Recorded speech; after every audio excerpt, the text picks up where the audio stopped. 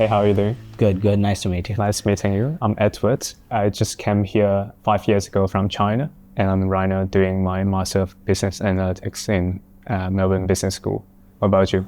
I'm Kush. I came here 4 years back in 2020 from India. I've been pursuing my bachelor's in exercise and sports science and sports management, quite niche. So, Kush, what's the fun fact that you say that not too many people will know about you? Even though I've lived here for 4 years, I haven't turned out to be a coffee holic, I haven't gotten on it yet. What about you? I guess surprisingly, coming to Melbourne, it feels extremely homey.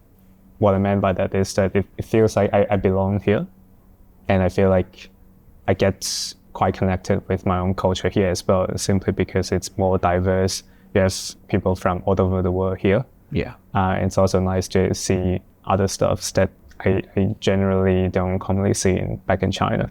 Of course, yeah. Is there anything you find different about Australian culture, or was it hard shifting from China to Melbourne and like interacting with people person? I don't find it too challenging. I actually find it more interesting to hang out with people from different backgrounds and in fact, I like cooking a lot. And so my Vietnamese roommate was teaching me to cook all the different Vietnamese cuisine, like the bánh xèo, the Vietnamese pancake. That's huge. At some point, I actually mastered of cooking this recipe. So I was quite reserved at the start. Like I wasn't socializing that much. Gradually, I learned how to socialize and figured out that networking is really important. Did you have an unusual or surprising experience when you came here? One funny and surprising thing is that I went all the way from city to outer suburb called Glen Waverley. Took 40 minutes of train to get there to do a badminton social session. Turns out one of the guys there also goes to university in Melbourne as I do, and we became friends afterwards. And what's more surprising is that later on we actually became business partners, and we've been building our startups together, which is quite I would say, surprising encounter but I'm also feeling lucky because of that. One of the shocks was that, road crossing. So in India, no one really used to take traffic lights seriously. Here people do. So I encountered that you had to press a button to cross the roads. So that was a shock for me. What's the one thing you wish you knew before moving abroad? What I wanted to know back then was that it's actually not too bad coming to a different country. It felt like such a challenge before I jumped on the plane. Right. But after I arrived, everything just clicked into place. I met friends, I go to class, it flows naturally. I didn't have to worry too much about it. So that's what I wish I knew. I should have learned cooking. I order loads of food online. I spent like almost half of my earnings on food. It's been 4 years and I'm still struggling to cook. So is there any unusual units or class you're part of in your university? It's not unusual to me, but it might be unusual to you if I tell you my story. So I was doing a Bachelor of Commerce in University of Melbourne. It's mostly business, finance, marketing stuffs. Right. But I was taking Spanish on the side. My mindset was that I already know how to speak in Mandarin. I already know how to speak in Cantonese. Right. My girlfriend's Indonesian, so I'm learning Indonesian from her.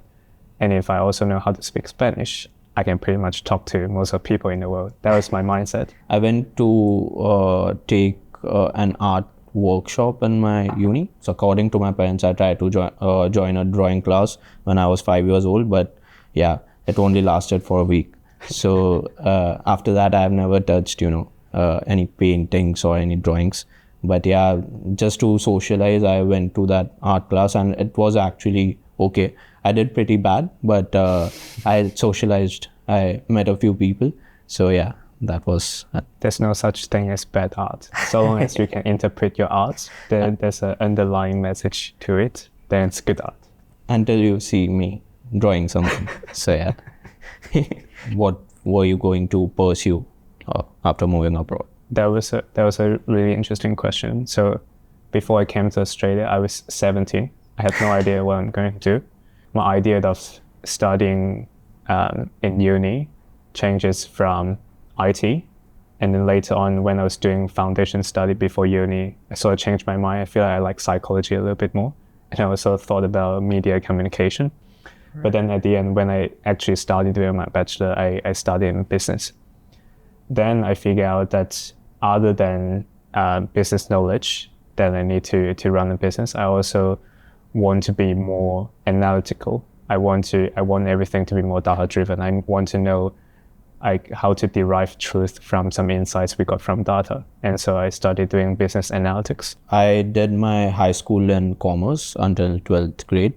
And yeah, the potential pathways were learning how to do business. But I came across an opportunity to come to Melbourne to study sports science and sports management. I've played nationals in India in soccer. So I was quite keen to move ahead in sports. So I thought out of the box, and it was a bit of risk because my parents weren't really keen on this, but I pushed for it.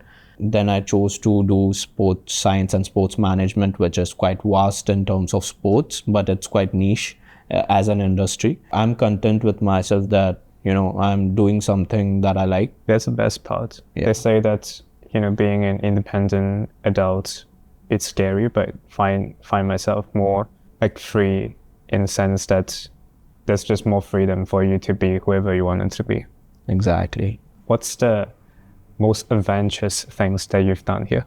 I went skiing. I don't know how to ski, but I went there with my friends, and it was quite an experience because it was the first time I encountered snow as well. It was quite a fun experience. Okay, so you know that I'm crazy about cars. Yeah. And yeah. I was searching for a car. So what I did was that I searched and found a car in Sydney. Right. What I did was I booked the next flight 3 days later to go to Sydney. And my plan is to drive the car all the way back to Melbourne. That almost didn't end really well. At the last few hours, I was actually driving in the AM outside of Melbourne, and one of the dangerous things there is actually you have all the wildlife in the middle of the road when you're in early morning, and I almost crashed into a kangaroo. But yeah, we're glad that it didn't happen. I end up, driving back safe with the car in one piece, hopefully. Right. And that was most fun and adventurous thing I've done here. How do you keep in touch with your own culture? That's a good one. At some point, I feel like I'm losing touch a little bit of my own culture, simply because my friend group was mostly people from other countries. What I did was I was actually introducing them to celebrate the festivals with me as well. Who doesn't like parties and festivals? So right. we were having hot pots during Chinese New Year, which is what you might call a spring festival as well. I feel like to some extent that helps me to reconnect back with the culture. And my parents saw the photos I took. They were actually pretty proud that I was spreading the culture as well. I found a lot of Indian friends and Indian people over here, and most of the festivals are celebrated here as well. In terms of following religious practices, I haven't been going to temples over here. And that's something I explored about myself, If I'm living on my own, do I actually want to follow those practices?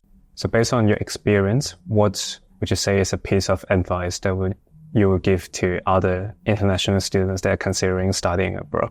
Make sure that you do your packing according to the climate. Most of my clothes were summer clothes, and I had to buy a new whole bunch of clothing, which costed a lot as well. One piece of advice I would give is really studying abroad actually opens up so much more new opportunities. So I feel like there's nothing to be super afraid about. And if this is something you're keen, you should just jump on it. as a student, you should follow your heart and choose to study the things that you want and pursue a career that you actually love. Anyways, Kush, it was a fun chat with you. I'll definitely keep in touch with you to know more about sports science. Likewise, man. It was really nice talking to you. We can meet anytime soon. That's a theme here today. Yeah. Thank you so much for your time. Nice meeting you. Nice meeting you, man.